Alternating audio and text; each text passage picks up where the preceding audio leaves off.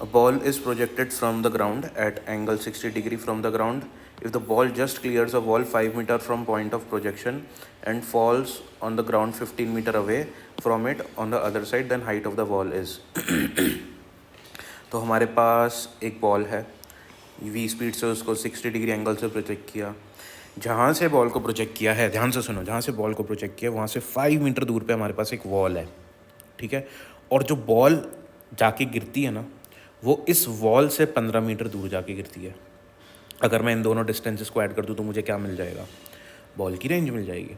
तो क्वेश्चन बोल रहा है कि ये जो हाइट है ना इस वॉल की, ये कितनी होगी. तो देखो, दो मेथड से करेंगे इस क्वेश्चन को. पहले देखते हैं कन्वेंशनल मेथड.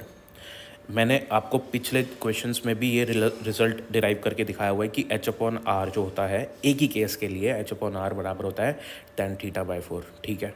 अब मैंने ये वाला रिलेशन क्यों यूज़ किया? पूछो सर क्यों यूज़ किया आपने? अरे इसलिए यूज़ किया क्योंकि मुझे मैक्सिमम हाइट चाहिए, और रेंज गिवन है ना, थीटा भी गिवन है, तो सीधा सीधा मेरे पास एच मैक्स आ जाएगा. वैल्यू सब्स्टिट्यूट कर देते हैं. 20, 10, 60, 4 सारी वैल्यू गिवन है, हाइट आ गई. यानी कि मैक्सिमम हाइट जो आएगी ना ये वाली, ये आ जाएगी 5√3. चलो इतना काम हो गया हमारा पूरा. अब नेक्स्ट स्टेप पे आते हैं हम.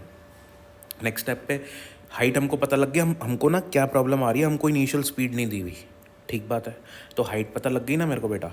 अब देखो इनिशियल स्पीड निकालने के लिए ये पता है मुझे, हाइट का फॉर्मूला मैक्सिमम हाइट का h=u² sin² θ/2g होता है, ठीक बात. ओके, हाइट पता लग गई, ठीक है. u मुझे पता नहीं है, थीटा मेरे को पता है, g की वैल्यू हम डाल देंगे.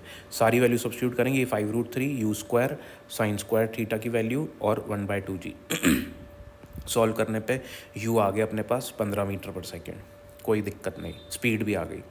अब मुझे क्या पता करना है? मुझे यहाँ पे पता करना है ये हाइट कितनी है. अब देखो ध्यान से सुनो बात को. एक्चुअल में मुझे क्या पता करना है, यहाँ पे y कोऑर्डिनेट कितना है. क्यों? x कोऑर्डिनेट पता है ना मुझे इस पॉइंट का. अगर मैं इसको p पॉइंट लिख लूँ तो इसका x कोऑर्डिनेट कितना है बेटा? 5. और y कोऑर्डिनेट नहीं मालूम. तो जब हमको कोऑर्डिनेट्स निकालने होते हैं, ध्यान दो, कोऑर्डिनेट्स निकालने होते हैं तो क्या, कौन सी इक्वेशन यूज़ करेंगे? ट्रेजेक्ट्री की इक्वेशन.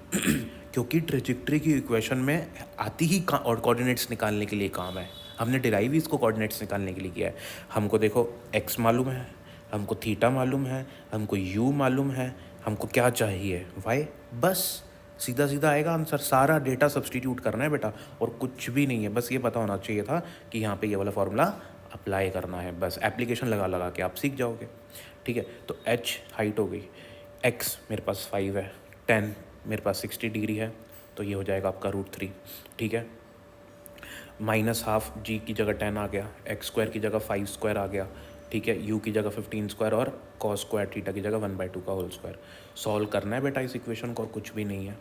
सीधा सीधा सॉल्व करोगे 6.55 मीटर आंसर आ जाएगा. ये है method 1.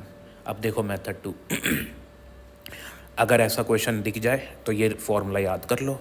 y = x1 x2 upon x1 plus x2 into tan theta. x1 x2 क्या है बेटा? ये x1 है, ये x2 है ना. और थीटा ये आपके पास एंगल है. तो ये दोनों साइड्स गिवन है, ये आपने निकालना है, ये एंगल भी गिवन है. तो आप डायरेक्ट इस फॉर्मूला को याद करके अगर ये क्वेश्चन आ जाए तो डायरेक्ट आंसर भी निकाल सकते हैं. Where there is will there is way. Thank you for watching.